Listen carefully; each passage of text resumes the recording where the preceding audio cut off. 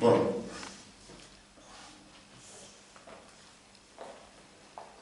Aujourd'hui, nous sommes aujourd'hui le 12e mois 2021. 12e mois 2021, nous avons ce matin un thème très important. Et ce thème que nous allons traiter ce matin est vraiment utile pour notre âme. Parce que nous souffrons beaucoup, souvent dans certains domaines, parce que nous n'avons pas compris ce que ce domaine donne, quelles sont les conséquences. Il y a des domaines dans lesquels nous nous mettons sans connaître les conséquences et nous pensons aux avantages. Or, les avantages sont donnés par Satan. Notre thème du jour, c'est ce que la tradition réserve à nos parents. Et qu'est-ce que la tradition réserve à nos parents? Et grâce à la Bible ce matin, nous allons comprendre ce que la tradition réserve à nos parents. Qu'est-ce qui peut nous aider à décider de sortir des traditions ou des coutumes de nos parents? C'est la Bible. C'est la parole de Dieu qui peut nous aider. Sans la parole de Dieu, il n'y a rien d'autre qui peut être notre guide pour nous sortir de ces choses. Beaucoup sont complètement connectés à ces choses, ils croient, et il est vraiment difficile de changer leur vie. Mais c'est quand nous avons l'opportunité d'entendre la parole de Dieu, nous avons l'opportunité de faire connaissance de la Bible, que Dieu nous fait grâce de découvrir les conséquences qui sont dans ces choses. Il nous faut réfléchir. Il nous faut réfléchir attentivement à leur lien avec une quelconque croyance non biblique. Il y a les croyances non bibliques. Chacun a souvent dit que j'ai ma manière de croire. Je crois à mes fétiches, je crois à mes parents, ancêtres, je crois à mes idoles, je crois à mes religions. Et cette croyance nous désoriente totalement et nous conduit souvent dans des choses qui ne sont pas à la gloire de Dieu. Mais comme par exemple, celle qui veut que les esprits des morts interviennent dans la vie des vivants. Alors une telle tradition qui veut que les esprits de mort interviennent dans la vie des vivants. Alors si ce n'est pas l'ignorance, comment vous pouvez comprendre ça? Comment vous pouvez comprendre que des esprits de mort peuvent intervenir dans notre vie? Nous qui sommes vivants. Et nous comptons sur l'esprit de mort. Ces personnes qui étaient avec nous et qui nous ont quittés. Nous avons pleuré leur douleur, leur disparition. Et d'un coup, encore nous commençons à penser à leur esprit. Quel esprit? Mais voilà, souvent, c'est ce que la tradition réserve à nos parents. Et celui qui est dans la tradition pense que l'esprit de mort peut intervenir dans sa vie. Il nous faut vraiment réfléchir. Il nous convient de nous demander si, en suivant une coutume ou en participant à une cérémonie des morts, cela a aussi un lien avec le salut éternel. Est-ce que nous venons souvent à l'église pour chercher le salut éternel? Ou alors, nous venons à l'église pour chauffer le banc, pour compléter le nombre d'auditeurs? Bon, ça, je parle de ceux qui vont à l'église. Et ceux qui sont dehors, qu'est-ce qu'ils pensent de ces choses? Quelles sont les conditions dans lesquelles ils vivent? Mais c'est simplement parce qu'ils n'ont pas la compréhension. Dieu ne leur a pas donné cette opportunité qu'il nous a donnée. La Bible nous a ouvert les yeux. La Bible nous a enseigné sur ces choses. Et en tant qu'enfants de Dieu, nous comprenons qu'en réalité, l'esprit de mort ne peut pas nous servir. C'est un mauvais esprit. Quand quelqu'un meurt, on pleure. Allez-y sur un lieu de deuil. Les gens qui participent souvent à des cérémonies, quand ils y vont, alors à des veillées de prière ou à des veillées normales, ils vont avec la musique dans leur voiture. La musique est dans leur voiture. Ils dansent, ils crient, ils sautent. Mais à quelques mètres du lieu de deuil, ils ferment tout. Parce que ce lieu est un lieu triste, dominé par la mort. Et là-bas, ils ferment tout, ils rentrent tristes, ils sont assis, ils écoutent et ils regardent.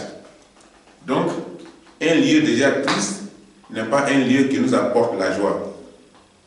Alors, donc, quand quelqu'un participe à ces choses et qu'il pense que ce lien-là peut être utile pour lui, c'est de l'ignorance. Ça n'a rien à voir avec le salut. Nous allons lire ce matin dans Matthieu. Matthieu chapitre 11, verset 28. Matthieu chapitre 11, verset 28. Qu'est-ce que la Bible dit? Ne craignez pas ceux qui vous tuent le corps et qui ne peuvent tuer l'âme. Craignez plutôt celui qui peut faire périr l'âme et le corps dans la géhenne. Voilà ce que dit la Bible. En espagnol, qu'est-ce que ça veut dire là-bas? Vous avez trouvé la page en espagnol, qu'est-ce que le verset dit? Dans Matthieu 11, chapitre 11, verset 28. Venid a mí todos los que estáis trabajados y cargados, y yo os haré descansar. Matthieu chapitre 11, verset 28. Venez à moi, vous tous, qui êtes fatigués et chargés, et je vous donnerai un repos. Alors, donc, je vous ai lu, je ne vous ai pas lu Matthieu 11 alors. Matthieu 11, 28. Attention. Ce que je vous ai lu, Matthieu 10, 28. Matthieu 11, 28, c'est correct. C'est pourquoi je vous dis toujours de suivre avec moi. Quand je fais un message, suivez avec moi. Si ce que je dis est dans la Bible et le message que je prêche correspond aux règles et aux principes de la Bible. C'est ça. C'est venez à moi, vous tous qui êtes fatigués et chargés. Oui. Voilà que si vous n'avez pas suivi, si vous n'avez pas lu, vous serez en contradiction avec le verset que j'ai lu. J'ai lu le verset, le chapitre 10, verset 28. Alors que nous parlons du chapitre 11, verset 28. Ici, c'est ce que dit la Bible. La Bible parle donc de ceux qui sont fatigués. Ceux qui sont fatigués des choses du monde. Venez à moi, vous tous qui êtes fatigués et chargés, et je vous donnerai du repos. C'est celui qui se reconnaît malade qui va à l'hôpital. C'est quand quelqu'un se reconnaît chargé et fatigué par des choses inutiles qu'il cherche Christ. Parce que l'Église est un hôpital. L'hôpital qui guérit les malades, sans exception. Et le spécialiste qui guérit ces mal-là, c'est bien Christ, qui n'a jamais raté de maladie. Aucune maladie ne peut être ratée devant ce médecin-là. Donc, la seule forme de se faire guérir, c'est de dire tout ce qu'on a au médecin. Quand on va voir notre médecin, alors, il va diagnostiquer le mal que nous avons. Et à partir de là, il peut nous prescrire de l'ordonnance. C'est la même chose dans l'Église. Quand nous croyons en Dieu, c'est que nous sommes fatigués des choses du dehors. On ne peut pas faire les deux à la fois. Venez à moi, vous tous qui êtes fatigués. Jésus fait un appel. Il appelle ceux qui pensent qu'ils sont fatigués. C'est pourquoi l'évangile ne force personne. L'évangile ne fait pas la police derrière quelqu'un. L'évangile est prêché pour travailler sur notre âme, notre esprit, pour nous amener à comprendre quels sont les principes de Dieu pour vivre en sa présence. Et c'est ce que la Bible nous dit. Donc quand nous étions encore païens, alors il y a beaucoup de choses qui nous chargeaient. Quand nous étions païens, nous faisons des choses qui vont dans nos intérêts ou dans l'intérêt de notre famille. Alors c'est ce que nos parents font. Ils font ce qui est dans leurs intérêts ou dans l'intérêt de leur famille, mais qui est très souvent en contradiction avec la volonté de Dieu. C'est pourquoi on appelle la tradition ou les coutumes. Ce ne sont pas des choses qui sont bibliques. Ça va en contradiction avec la parole de Dieu. Alors, qu'est-ce que la Bible nous dit dans ce domaine qui va en contradiction avec la parole de Dieu? Qu'est-ce que c'est? C'est ce qui n'est pas la volonté de Dieu. Et par exemple, des idoles. Des idoles, quelqu'un qui a des idoles sur lui, les idoles ne sont pas les manières pour parler à Dieu, les bonnes manières.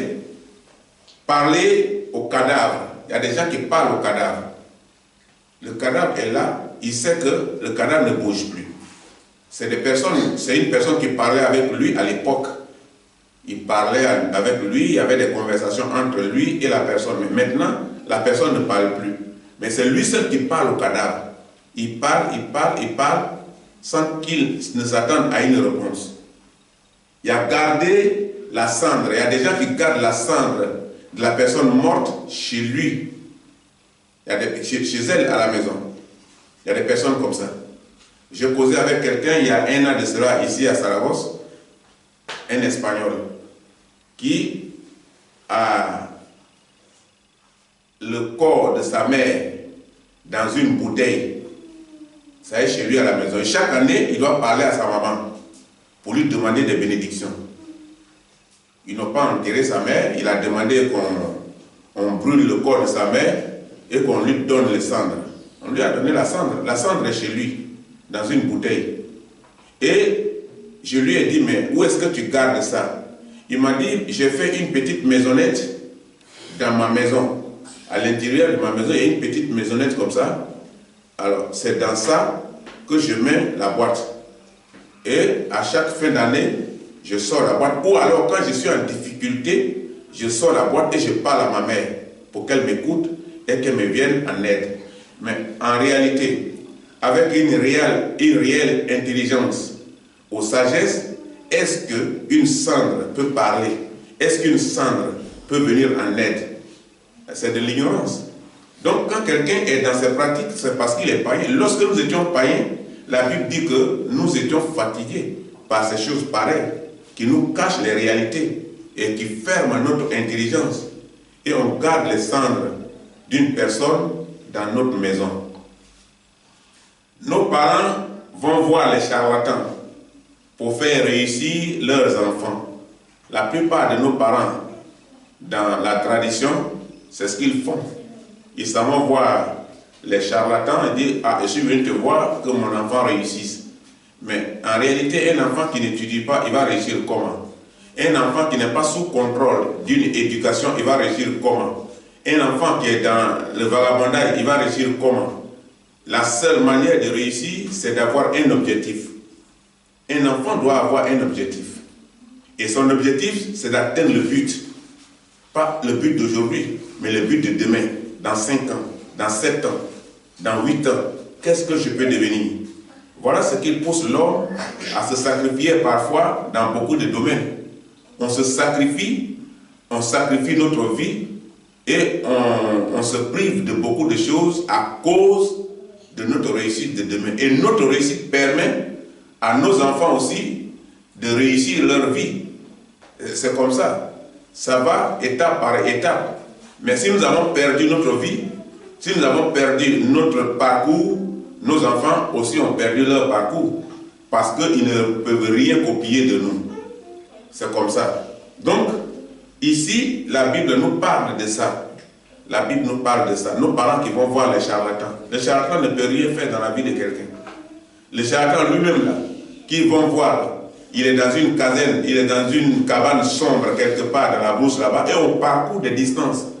On envoie nos voitures, on garde cette voiture-là, là où la route s'arrête, et on continue le reste à pied. Et on s'en va lui donner l'argent que nous avons trouvé dans notre souffrance en ville, sous lumière, ou alors dans un bureau climatisé. Et dans notre voiture, il y a la climatisation. Et tout ça, on n'a pas pensé à ça. On pense à quelqu'un qui est en brousse dans une cabane là-bas, qui peut nous donner la vie, ou qui peut améliorer notre vie, ou la vie de nos enfants. Et c'est ça la tradition. Nos parents vont voir les charlatans pour améliorer les conditions de leurs enfants. Et nous étions dans les cérémonies. Nous étions dans les cérémonies des morts. Dans les mensonges. Nous étions des menteurs. Nous étions dans les cérémonies des morts. Vous voyez les vaudous. Les vaudous, quand vous voyez les vaudous, alors au Bénin, ça c'est une danse qui a pris de l'ampleur partout en Afrique. Et ceux-là pensent qu'à travers les vaudous, ils peuvent parler à leurs parents, qu'à travers les vaudous, ils peuvent atteindre leurs parents, qu'à travers les vaudous, ils peuvent atteindre leur objectif. Le vaudou ne peut rien changer. Et nos parents sont dans ça. Et quand vous voyez un vaudou danser, des gens, ils sont en transe, ils dansent, ils dansent, ils dansent, ils dansent. Mais finalement, qu'est-ce que ça donne comme résultat? Et quand il sort de là, quand tu lui demandes qu'est-ce qui s'est passé, il ne connaît même pas. Parce qu'en faisant ces choses, il n'est pas conscient. Il était inspiré du deuxième ciel. Donc il était habité par un esprit de vaudou. Et c'est ce que les gens font. Et nous sommes menteurs, nous mentons. Nous mentons et nous pensons que le mensonge peut nous aider ou améliorer notre condition. Parce qu'à partir du mensonge, on peut s'échapper à certaines choses. Mais Satan est un menteur. Est-ce qu'il s'est échappé à Dieu? Quand il a menti finalement. Le mensonge se fait découvrir après. Parce que ça ne reste pas comme ça. Et nous étions des escrocs. Nous escroquons les gens. Nous pensons qu'à escroquer. Tout ça, c'est l'œuvre de Satan dans le monde. C'est des choses qui ne viennent pas de Dieu, ne sont pas bibliques. Et beaucoup d'autres choses, il y en a plein, qui peuvent nous détourner de la volonté de Dieu. Et nos parents le font. Et nos parents sont dans une telle tradition. Et nous voulons les copier. Mais puisque nous avons trouvé des gens dedans, quelqu'un par exemple, qui voit dans sa maison que son père fume la cigarette, sa mère fume la cigarette, ils boivent tous de l'alcool, mais lui aussi il copie au fur et à mesure. Et aussi, lui, il devient professionnel. Et quand il aura aussi sa famille aussi copie. Et ils vivent comme ça. Ils sont tous des fumeurs, des drogués. Il y a des familles qui droguent ensemble. Enfants, père, mère, tout cela, ils droguent dans la maison. Et c'est leur nature, c'est leur vie. C'est leur description. Et la Bible dit qu'il y a beaucoup de choses comme ça dans la vie. Qui est réservé, que la tradition a réservé à nos parents. Copier et copier. Copier, coller. Donc, dans cette charge inutile, la Bible nous demande de répondre à l'appel de Christ. Et répondre à l'appel de Christ est un domaine très, très sérieux. C'est un domaine sérieux. Parce que répondre à l'appel de Christ, c'est sortir de toutes ces choses que nous venons de citer.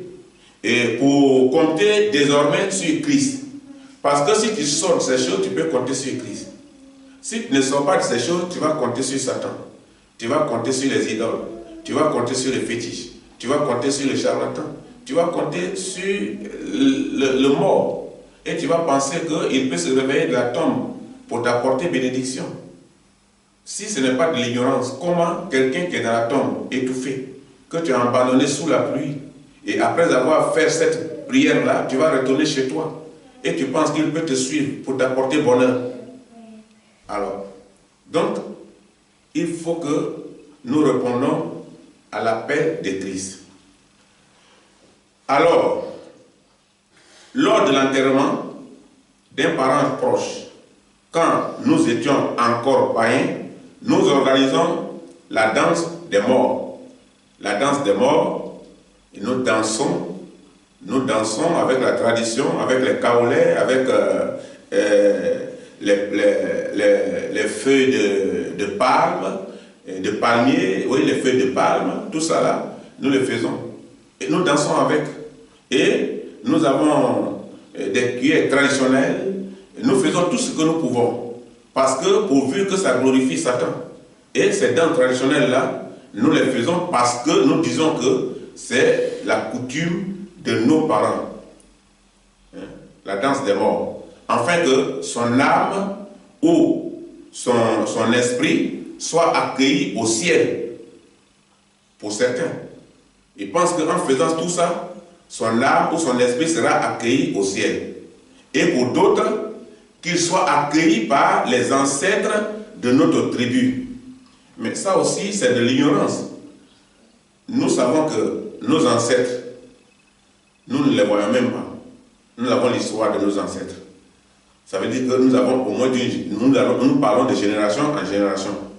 Et nous ne connaissons même pas la position de nos ancêtres dans les cieux. Alors comment on peut penser qu'ils ont leur tribu là-bas, nous avons notre tribu là-bas, alors qui nous attend.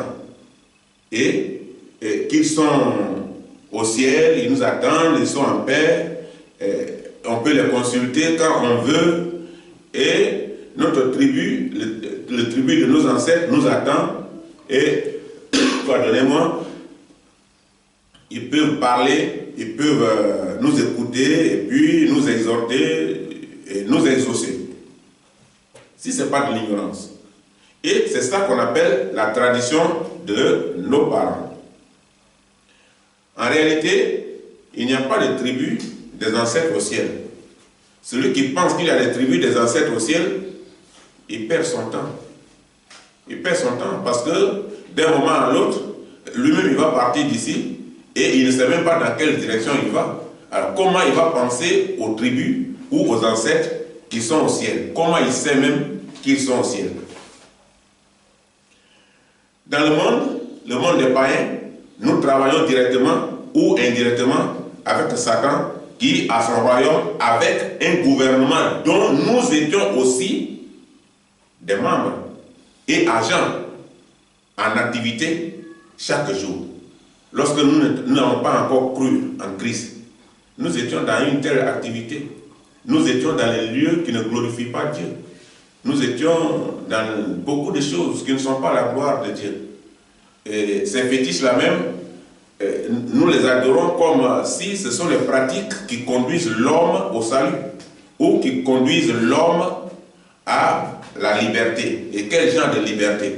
Et nous parlons souvent de notre indépendance et nous pensons que ces choses peuvent nous conduire à une indépendance vis-à-vis de Dieu. Quelqu'un qui prend son indépendance de Dieu, alors il sera dépendant de qui? Il sera dépendant de Satan. Et c'est Satan qui va le guider. C'est Satan qui va lui donner des instructions. Donc nous étions des agents à l'époque. Nous étions des membres à l'époque. Et nous faisons aussi comme ceux que nous sommes en train de citer. Nous étions des idolâtres. Nous étions des menteurs. Nous étions des voleurs, des escrocs. Nous étions des drogués. Nous étions des soulards. Et nous n'avons pas un objectif qui parle ou qui médite sur le salut, mais sur les choses de ce monde. Donc, dans le monde des païens, nous travaillons directement ou indirectement. C'est comme ça le travail de Satan. Souvent, indirectement, c'est que tu ne sais pas de quoi il est question. Tu ne sais pas ce que tu fais.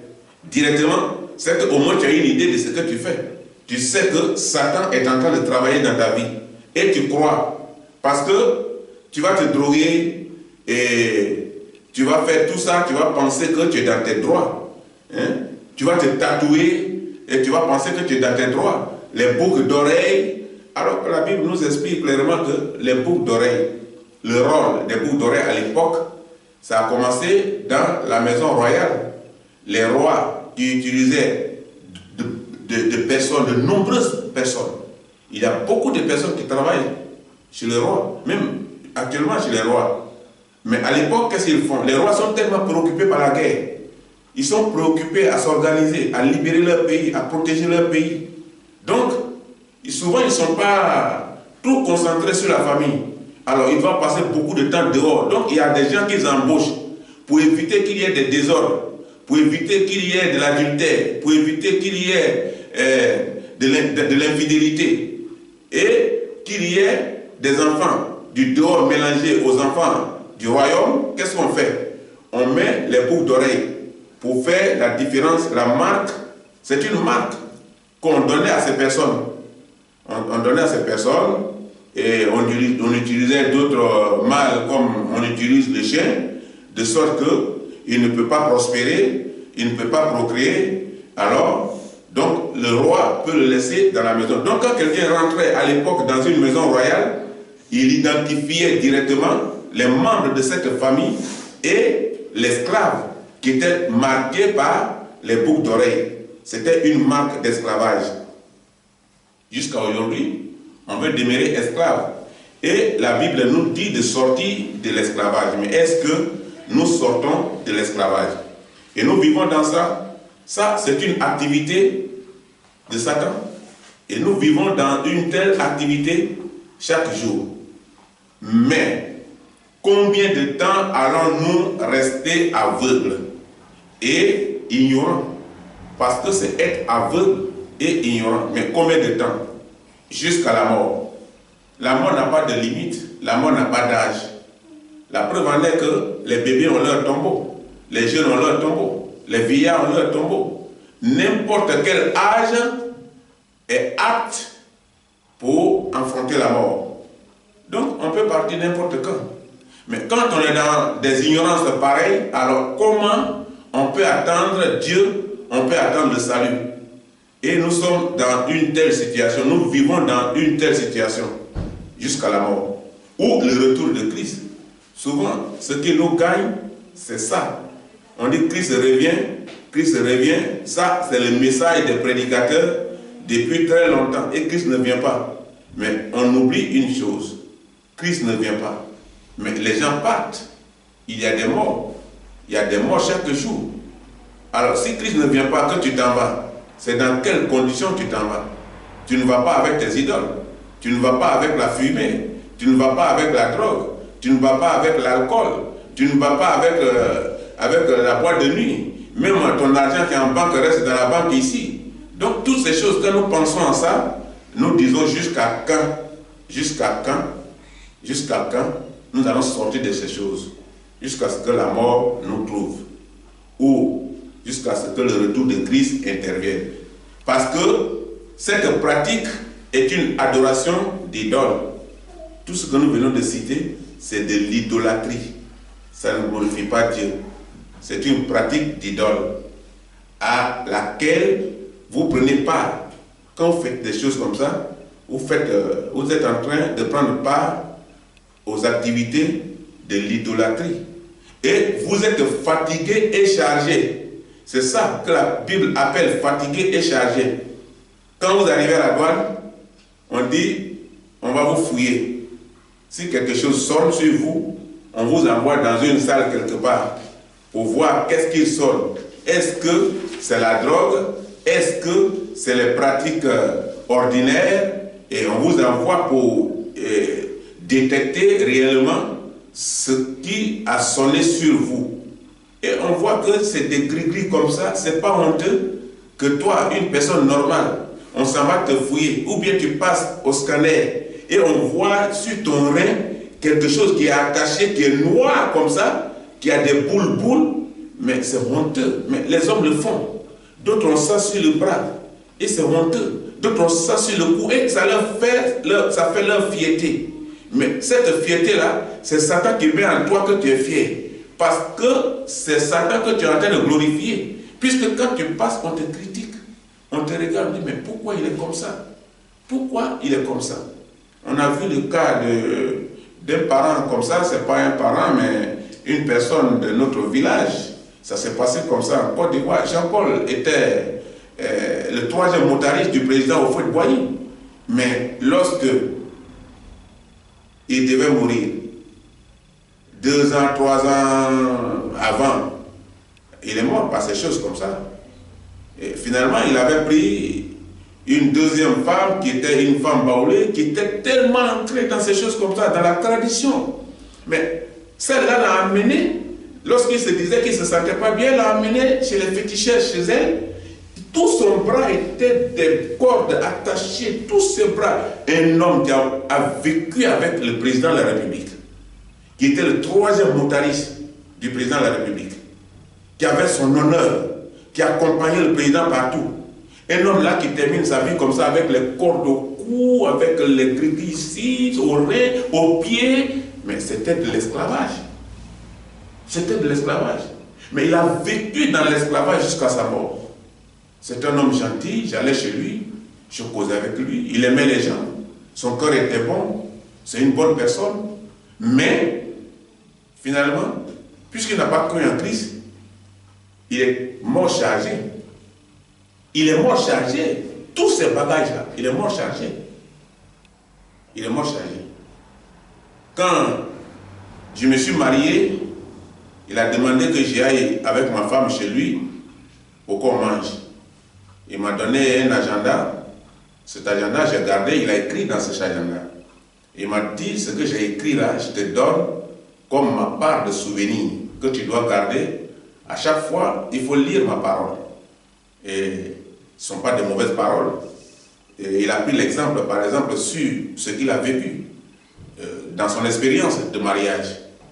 Et j'ai gardé son agenda aujourd'hui. Nous sommes aujourd'hui le 19 décembre 2021. Et je suis marié avec mon épouse le 28 décembre de 1992. Bon, c'est pas beaucoup, mais on a quand même atteint le minimum d'étapes de mariage qu'il faut dans la vie. Et si Dieu nous accorde longue vie, bon, on prie Dieu pour que les choses soient bien. Et on a été bénis, on a eu des enfants. Et aujourd'hui, nous cherchons que ces enfants-là aussi bénéficient de la grâce de Dieu.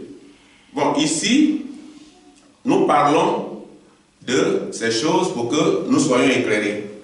Donc c'est le royaume de Satan qui travaille au détruisement des chrétiens et des humains en général. Les chrétiens, quand ils croient en ces choses et qu'ils s'adonnent à ces choses, leur vie est détruite. Leur vie est détruite parce qu'ils se séparent de Dieu. Mais si en général l'humanité avait compris, l'humanité s'est soumise à la volonté de Dieu, alors il ne serait pas ainsi. Donc c'est au détriment des chrétiens et des églises. Parce que ceux qui ont mieux compris et qui étaient mieux placés pour expliquer aux gens, c'est bien les chrétiens, c'est bien les églises. Parce que la Bible leur donne l'opportunité de comprendre les conséquences et le plan de Satan pour les détruire. C'est de ce royaume de Satan que viennent des mauvaises pensées contre les serviteurs de Dieu. On pense souvent mal aux serviteurs de Dieu. Tout ça là, pour ne pas que les gens aient le courage de les approcher, aient le courage de demeurer, aient le courage d'approfondir leur foi. On parle mal d'eux et ça nous détourne de l'enseignement biblique. Et ça, c'est dangereux. Être détourné de l'enseignement biblique, c'est dangereux.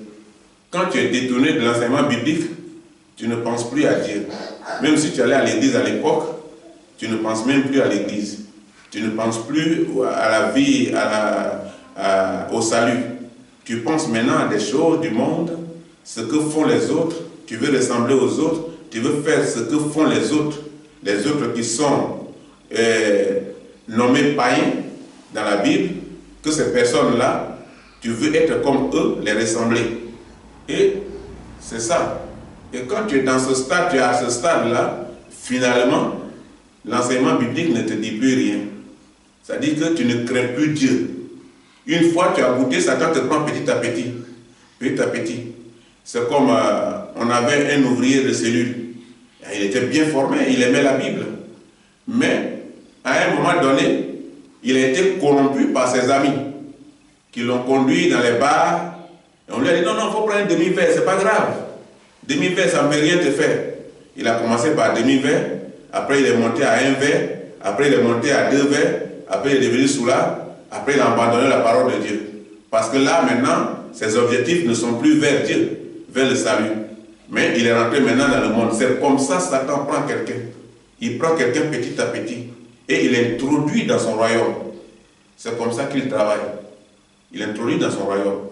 Donc si quelqu'un demeure dans un tel acte, c'est qu'il lui manque la conversion. Il n'est pas converti. C'est qu'il n'a pas encore compris le but de son aller à l'église.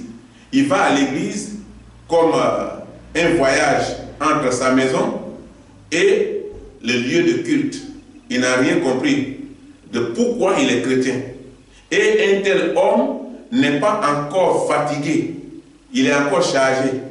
Parce qu'il a encore les charges de boissons sur lui, les charges de drogue, les charges de mauvaise compagnie, il a les charges inutiles, il a les charges de fétiches, il a les charges des idoles.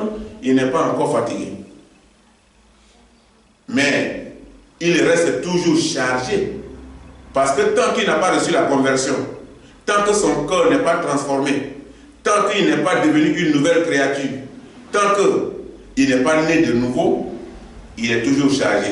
Et sa place n'est pas parmi les frères. Parce que quand on dit bien-aimé frère, c'est une marque. Une marque qui est réservée seulement aux disciples convertis de Christ. Ce n'est pas n'importe qui n'est pas un bien-aimé frère. On peut aller à l'église pendant 30 ans, pendant 20 ans, et puis on n'est pas un bien-aimé frère. Bien-aimé veut dire quelqu'un qui est transformé. C'est un disciple de Christ véritable, converti. C'est lui le bien-aimé frère. Donc il n'a plus la place parmi les bien-aimés frères. Il peut aller à l'église, mais sa place de bien-aimé frère, il a perdu. Dieu n'a plus la main sur lui. Il va maintenant, il fait acte de présence. Acte de présence, mais il n'est pas un soldat qualifié. Le culte des morts est une prière à une personne disparue. On parle à quelqu'un qui ne vit plus. Et il est là, on lui parle. Regardez l'exemple qui a été vécu ici en Espagne, il n'y a pas longtemps de cela. Une femme nigérienne, elle est du Nigeria, elle était à Barcelone, là. Elle avait ses 2 enfants à la maison. Les enfants sont petits. Madame avait divorcé déjà, elle vivait avec ses 2 enfants. Et elle était couchée, elle est morte. Les enfants ne savaient rien. Ils l'ont réveillée pour que maman prépare pour eux. Mais maman ne se réveillait pas. Ils sont restés là pendant 2 jours. Les enfants sont restés 2 jours sans manger, ici à Barcelone.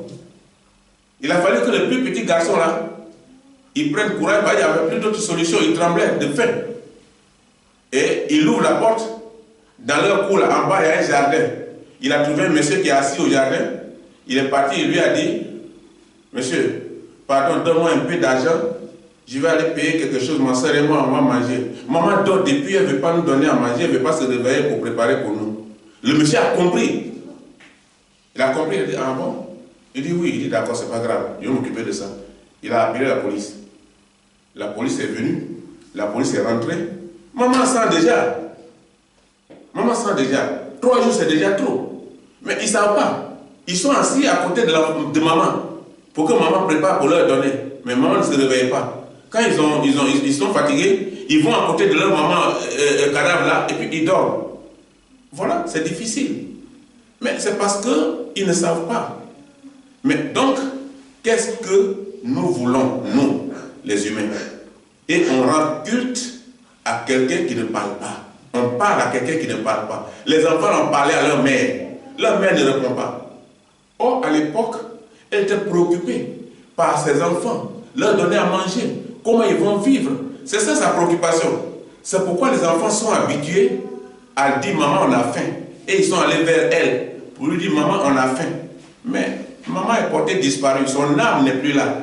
Maman n'a plus de sentiment qui lui permet de répondre ou de s'occuper de ses enfants. Mais comment pouvez-vous imaginer recevoir des bénédictions en vous tournant vers les morts?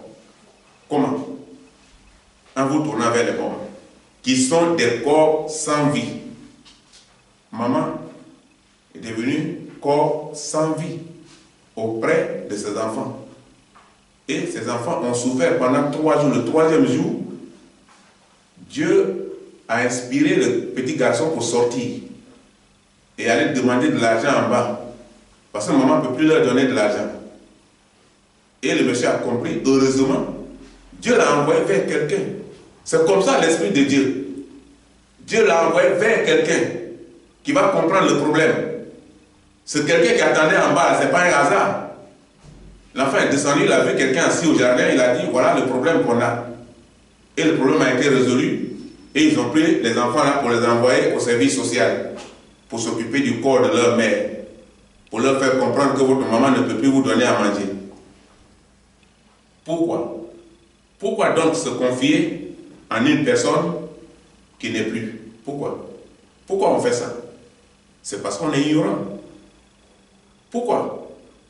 La personne n'est plus parmi nous.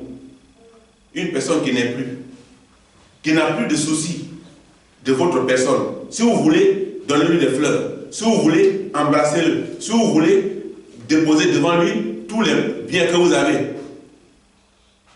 Alors, la personne n'a plus de soucis pour votre personne, ni votre souffrance.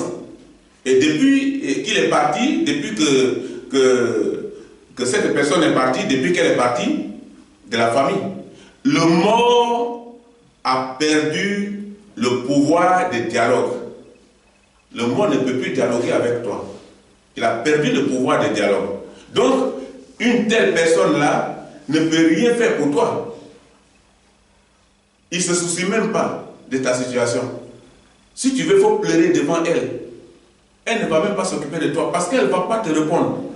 Puisque tu ne fais plus partie de son projet.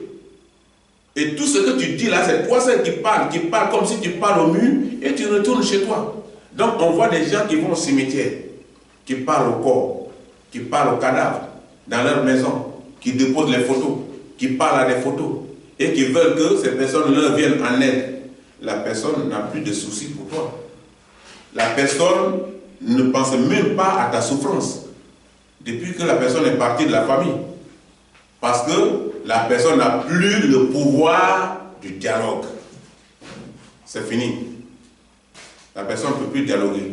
Ce pouvoir, elle n'en est plus.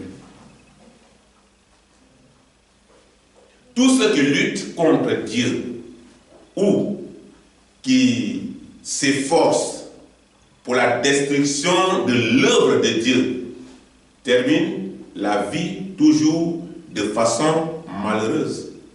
Il y en a qui vont pour détruire l'œuvre de Dieu par leur témoignage. Par leur témoignage. Et c'est pourquoi il y a des églises qui mettent les gens dehors. Si on sait que ton témoignage au dehors peut salir, on dit qu'il ne faut plus venir ici. C'est mieux. Coupe le bras qui est fatigant, qui gêne. Coupe l'œil, enlève l'œil qui gêne. C'est la Bible qui dit ça. Parce qu'au fait, si tu viens à l'église, tu es parmi les frères, les soi-disant frères, bien-aimés frères, alors que tu ne l'es pas, tu deviens dangereux, tu es un agent de Satan infiltré. On te met dehors pour sauver le témoignage de l'église. C'est ce qui fait souvent qu'on met les gens dehors et on dit, ah, les gens ils sont mauvais. La même chose, ça se fait pour sauver le témoignage des familles. Quand dans une famille, il y a des membres qui ne sont pas sous contrôle de la famille et qui font un mauvais témoignage dehors, on leur dit, allez-y. Pour sauver le témoignage de la famille. Allez-y là. Ils ne sont pas morts, ils sont vivants. Mais ils vont au rythme de leur vie.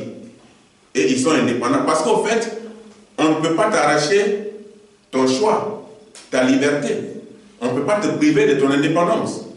Mais il faut que tu partes pour sauver le témoignage de la famille, le témoignage de l'Église qui est la famille de Dieu. C'est pourquoi souvent les gens le font.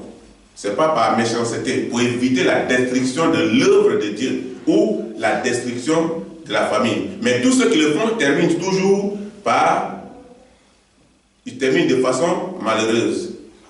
Et ils restent toute la vie troublés, tourmentés, dans le travail, dans le foyer, dans le quotidien, etc.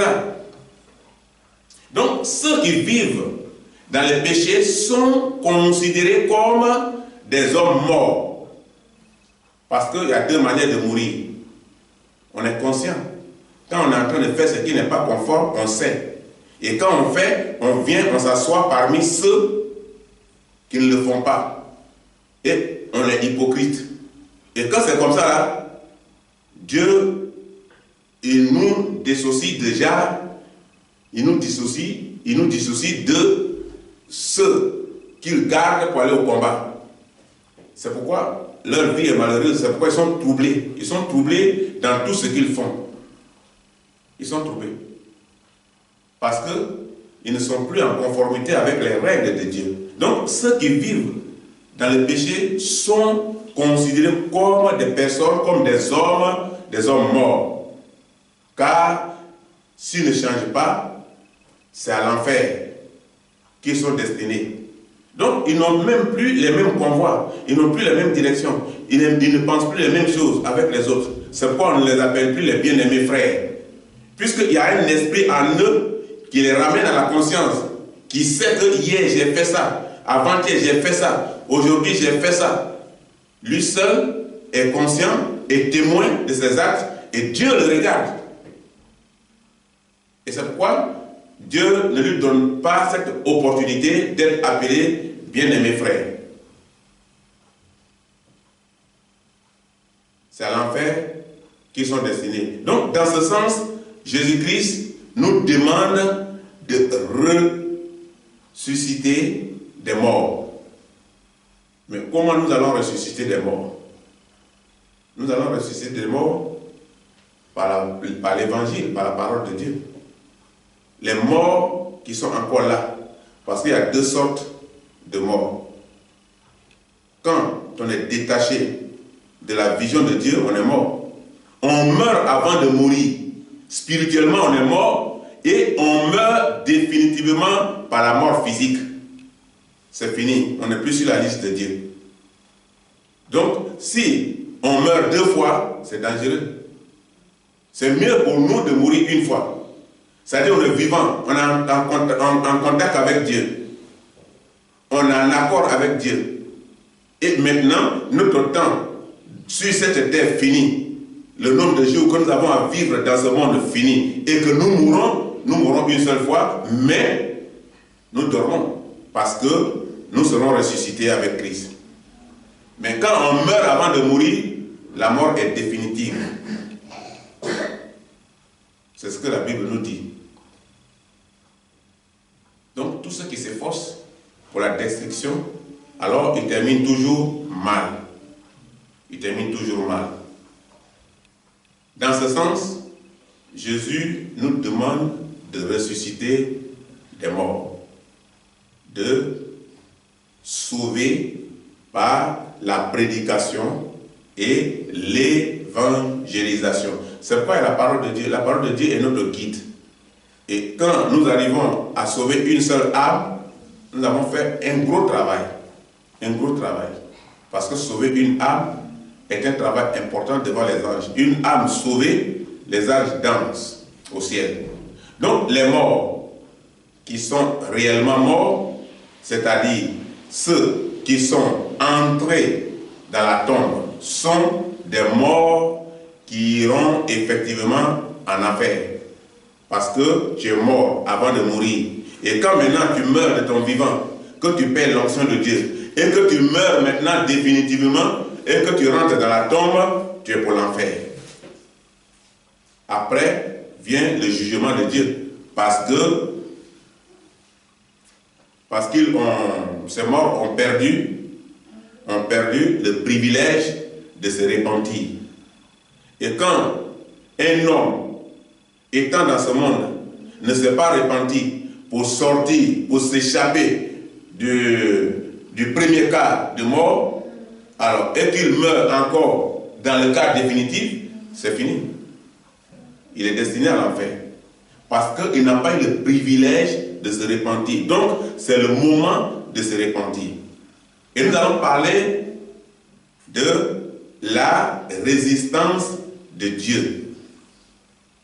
Dans Jacques 4, verset 6. Jacques, chapitre 4, verset 6. Jacques, chapitre 4, verset 6. Vous pouvez lire quand vous trouvez Jacques, chapitre 4, verset 6. Si vous trouvez en espagnol, vous pouvez lire ça. Jacques, chapitre 4, verset 6.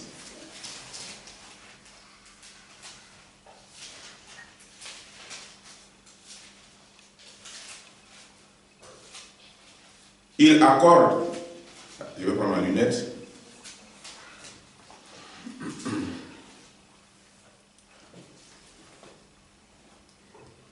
il accorde au contraire une grâce plus excellente. C'est pourquoi l'Écriture dit: Dieu résiste aux orgueilleux, mais il fait grâce aux humbles.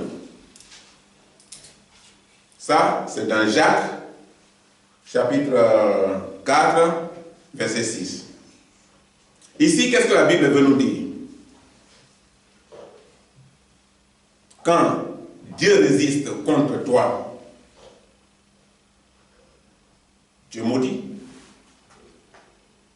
Si Dieu résiste contre celui qui l'a créé, il est maudit. C'est pourquoi tu dois abandonner tes charges de la vie païenne pour te reposer en Jésus-Christ. Il dit: venez à moi, vous tous qui êtes fatigués et chargés, et je vous donnerai du repos. Il faut te reposer en Jésus-Christ, ton Sauveur. C'est là-bas que tu as l'avantage. Nous avons vu et nous savons tous qu'il n'est pas possible pour un être humain mort de revenir en esprit. Nous avons vu. Et nous savons tous qu'il n'est pas possible pour un être humain mort de revenir en esprit. En esprit. Ou sous une autre forme, jusqu'au vivant. Souvent, on pense que le mort a la possibilité de revenir sous une autre forme. Il peut venir comme un chien. J'ai causé avec un Espagnol, et il m'a dit que lui, il ne va pas à l'église parce que il sait que quand les gens meurent, ils reviennent. Et il dit: je vais te donner une page que tu peux rentrer de temps en temps pour lire. J'ai dit: non, ça ne m'intéresse pas. Il dit: non, ils vont t'expliquer là comment les gens vont revenir. Tu peux revenir comme un chat, tu peux revenir comme un chien, tu peux revenir comme une chèvre. J'ai dit: non, ça ne m'intéresse pas. Je ne veux pas revenir comme un chat. Si Dieu m'a donné l'opportunité d'être dans ce monde comme une personne vivante, je ne vais pas revenir comme un chat. Donc, ce n'est pas important pour moi. Vous voyez? Donc, c'est ce que beaucoup pensent. Mais nous, chrétiens, savons aussi que la Bible explique clairement que Satan et ses démons peuvent se déguiser et prendre la voix de quelqu'un. Tu dis: c'est cette personne-là qui m'a parlé. Ah, j'ai vu une personne là, vraiment, je crois que c'est elle, parce que les gens ne se ressemblent pas comme ça. Satan fait se déguiser. L'apparence et les souvenirs des personnes disparues. Satan peut se déguiser en ces choses pour perturber nos vies et nous faire croire en des choses totalement fausses. Et nous croyons. Et nous croyons, nous disons: oui, j'ai vu. Mon père est venu, il m'a parlé en rêve. Il était là, il m'a donné les directives, il m'a dit ce que je dois faire. Non, je l'ai vu, je marchais avec lui. Je l'ai vu, c'est comme ça. Non, j'étais avec ma mère, j'étais avec tel parent, j'étais avec tel ami qui est déjà parti il y a longtemps. Nous étions là. Et tout ça, nous croyons. Et nous pensons que nous pouvons aller parler à ces personnes pour qu'elles nous écoutent. C'est les choses que Dieu considère comme un chemin de perdition. Les fantômes. Les fantômes ou des esprits n'existent pas. On dit: celui-là va revenir. Ça n'existe pas. Mais les démons qui se déguisent en ces choses existent. Le démon se déguise. Et il prend le visage d'une personne. Et tu vas croire en son esprit. Et tu vas penser que c'est vrai. Ce sont les démons qui se déguisent. Satan a ce pouvoir pour déguiser des visages démons en quelque chose ou en une personne que tu vas te confier en elle. Cela n'est pas étonnant. Car quelqu'un qui a vécu dans le péché, qui vient nous voir après la mort, il vient nous voir. Quelqu'un qui est mort dans son péché et qui vient nous voir, nous montrant par là que tout va bien. Mais tout va bien où? Là-bas. Tout va bien. Est-ce que cela ne peut pas nous encourager? Ne nous encouragez pas à laisser le péché. Ça ne nous encourage pas à laisser le péché. Parce qu'au contraire, ça nous encourage à vivre dans le péché pour dire que celui-là, même si moi je meurs demain, je vis, je vais revenir. Et c'est ce qui fait aujourd'hui que les églises catholiques ont mis beaucoup de personnes en erreur. Les gens demeurent dans le péché et on dit qu'ils vont prier pour eux lorsqu'ils seront là-bas au purgatoire. Ils vont s'asseoir au purgatoire, le prêtre va prier pour lui ici sur la terre, ils vont payer l'argent, un chèque au prêtre, il va prier et depuis le purgatoire, son péché sera effacé. Donc ça encourage les gens dans le péché, au contraire. Il nous poussera à des pratiques qui nous enfoncent davantage dans le mal. Parce que quand je sais qu'on va prier pour moi et je suis assis au purgatoire, mais est-ce que ça ne sert à rien de me repentir? Ça ne sert à rien d'ordonner ma vie? Ça ne sert à rien de m'adapter à la vie chrétienne réelle pour le salut? Et nous allons conclure là ce matin. En conclusion, quand nous sommes chrétiens, c'est pour éviter la colère et le jugement de Dieu contre nous. Sortons des complots contre les serviteurs de Dieu, car servir Dieu est une vocation qui ne dépend de vous. C'est Dieu qui décide de quelqu'un qui va le servir. Donc, quels que soient les complots contre lui, les pratiques mauvaises contre lui, les critiques contre lui, ça ne change rien devant le Seigneur. Arrêtons de prier pour les morts. Ça n'a pas d'avantage. Ou de nous adresser aux morts. Ça n'a pas d'avantage. Ne nous déguisons pas en chrétiens. Faisons semblant devant les gens que nous sommes des chrétiens. Comme le démon se déguise en une personne pour se présenter à toi en rêve ou sur une route. Mais soyons des symboles des gens fatigués qui cherchent véritablement le Seigneur Jésus-Christ. Cherchons Christ, vivons Christ, notre vie dépend de Christ. Que Dieu nous bénisse.